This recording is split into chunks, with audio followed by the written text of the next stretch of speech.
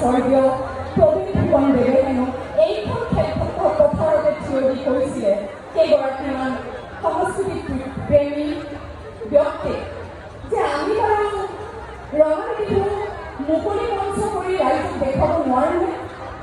প্ৰথমতেই কাম হ'ল ব্যক্তিয়ে পোনপ্ৰথমবাৰৰ বাবে আৰম্ভ কৰিলে অসমৰ প্ৰথমখন মঞ্চ বিহু গুৱাহাটী বিহু সন্মিলনী। 1952 চনৰ গৰু বিহু দিনাখন এই খেলপথাৰত আকাশত উৰিলে স্বৰ্গীয় নীল বৰুৱাদেৱে অংকন কৰা আৰ্হিত বিহুৰ পতাকা আৰু আকাশে বতাহে গুঞ্জৰিত হ'ল স্বৰ্গীয় পুৰুষোত্তম দাসে সুৰ আৰু ৰচনা কৰা পতাকা অভিবাদন গীত শ্ৰীময় অসমী।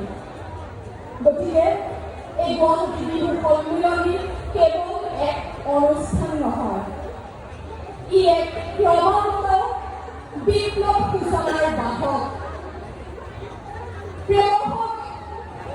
2025 চনৰ এই ঐতিহ্যমণ্ডিত গুৱাহাটী বিহু সন্মিলনীৰ অনুষ্ঠান তথা বিহু সমাৰোহী প্ৰতিযোগিতা উপভোগ কৰিবলৈ অহা সকলো মোৰ শ্ৰদ্ধাৰ বিহু পৰিয়াল ৰাইজক ৰঙালী বিহু আৰু অসমীয়া নৱবৰ্ষৰ আন্তৰিক শুভেচ্ছা জ্ঞাপন কৰিছোঁ।